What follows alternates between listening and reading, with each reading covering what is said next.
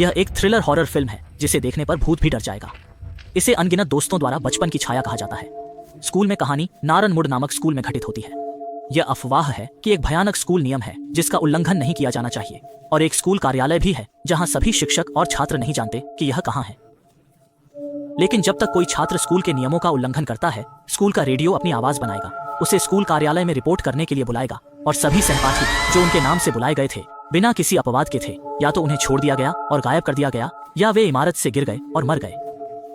बाद में किसी भी अधिक छात्रों को स्कूल के नियमों और दुर्घटनाओं का उल्लंघन करने से रोकने के लिए स्कूल को लड़कियों के स्कूल में बदल दिया गया। लेकिन मुझे उम्मीद नहीं थी कि 20 साल बाद स्कूल में एक नया प्रिंसिपल आया और पदभार संभालते ही उन्होंने 4 लड़कों की भर्ती करने का एक अपवाद बनाया।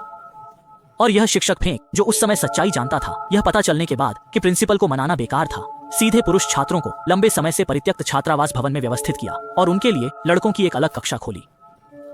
प्रतिदिन एक विशेष शिक्षक व्याख्यान देने के लिए आएंगे, भले ही वह केवल भोजन करने के लिए ही क्यों न हो। वे किसी न किसी को उन्हें बेंटो लाने की व्यवस्था करेंगे और लड़कियों से संपर्क करने के उनके अवसरों को पूरी तरह से समाप्त कर देंगे।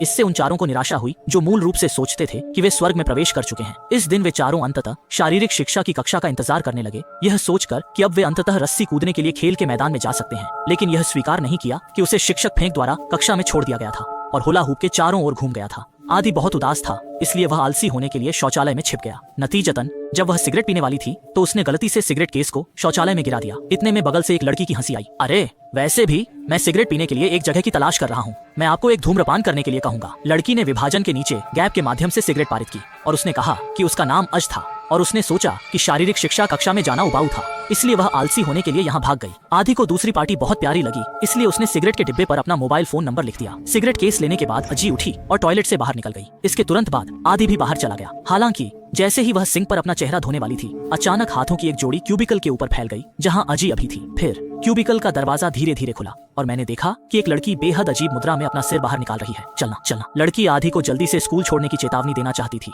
लेकिन अचानक एक हाथ से उसे वापस खींच लिया गया जो अचानक फैला हुआ था। उस रात अजी ने आदि को बुलाया और उन्हें स्कूल के बगीचे में जादू टोना करने के लिए जाने को कहा, लेकिन आदि चिंतित था। अनुशासन समिति का सदस्य जियोमिन, जो उनकी निगरानी के लिए विशेष रूप से जिम्मेदार है, जब उन्हें पता चलेगा तो वह शिक्षक फेंक के पास शिकायत दर्ज कराएंगे। इसलिए शियाओ कियांग ने कुटिलता से सोचना शुरू कर दिया। उसने पहले जियोमिन को पाया जो मुक्केबाजी का अभ्यास कर रहा था, और फिर उसकी असावधानी का फायदा उठाया उसे गले लगा लिया।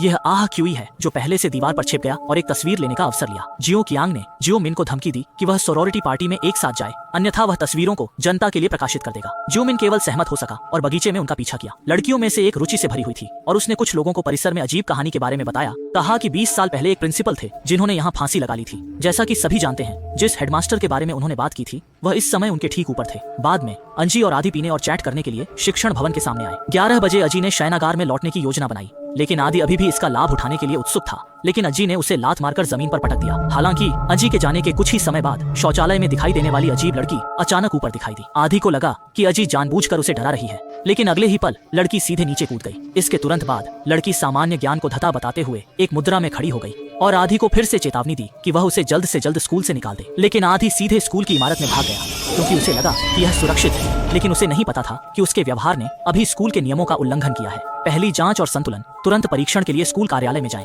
घबराहट में आदि शौचालय में छिप गई, लेकिन इस समय एक हाथ ऊपर से बढ़ा और उसके मुंह को ढक लिया। यह वही अजीब लड़की थी। उसने अपने हाथ से आदि को चिपक जाने और जल्दी भागने का संकेत दिया, लेकिन अब शौचालय का निर्गमन द्वार मिशन द्वार के रूप में बदल गया था। आदि गायब हो गया और शुरुआत में शियाओ कियांग ने इसे गंभीरता से नहीं लिया। 7 दिन बाद जब शियाओ कियांग सफाई कर रहा था, उसने अपने पीछे एक लड़के को सुना। वह देखने गया और पाया कि यह आदि था, तो उसने उससे पूछा कि वह कहाँ था। आदि ने सिर घुमाया और उससे सच बताने की कोशिश की, पर वह खींच लिया गया। वहीं स्कूल के सभी शिक्षकों और विद्यार्थियों ने एक फोटो प्राप्त की। मैं बहुत गुस्सा हुआ, लेकिन जब मैंने उनका स्पष्टीकरण सुना तो मैंने भी उन्हें मान लिया। मैंने सीधे उन्हें स्कूल से बाहर निकाल दिया। अज्जी ने सोचा कि यह जियोमिन का रहस्य था, इसलिए उसने निष्कासन का दोष उस पर लगा दिया। उस रात अज्जी और उसका प्रेमी जियोमिन को विक्षिप्त करने के लिए स्कूल में चले गए, पर जब वे चर्चा कर रहे थे, रेडियो का ध्वनि फिर से बज गई।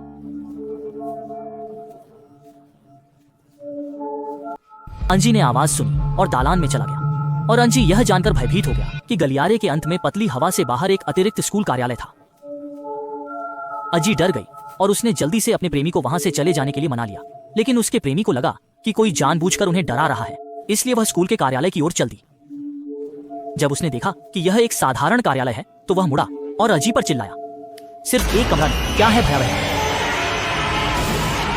इस समय उसे दौड़ने के बारे में सोचने में बहुत देर हो चुकी थी। उसे सीधे दूसरी पार्टी ने पकड़ लिया और स्कूल के कार्यालय में घसीटा। यह देखकर अजी जल्दी से भाग गया और उसे जियोमिन ने देखा जो पहले ही जाग चुका था। शियाओमिन ने उसे कांपते देखा तो उसने उसे बिस्तर पर सुलाने में मदद की और उसे रजाई से ढक दिया। लेकिन जैसे ही जियोमिन उसे एक कप गर्म पानी डालने वाला था, अजी ने अचानक पाया कि उसके नीचे का बोर्ड स्कूल के कार्यालय के दरवाजे में बदल गया था। जब तक जियाओमिन ने आवाज सुनी और अपना सिर घुमाया, तब तक बिना किसी निशान के गायब हो गया। जब जियोमिन एज को खोजने के लिए बाहर जाने लगा तो वह दरवाजे पर जियो कियांग से टकरा गया। यह पता चला कि जियो कियांग जियोमिन को यह बताने आया कि उसने दिन के दौरान आदि को देखा था और फिर वह जियोमिन को उस स्थान पर ले गया जहां उसने आदि को देखा था।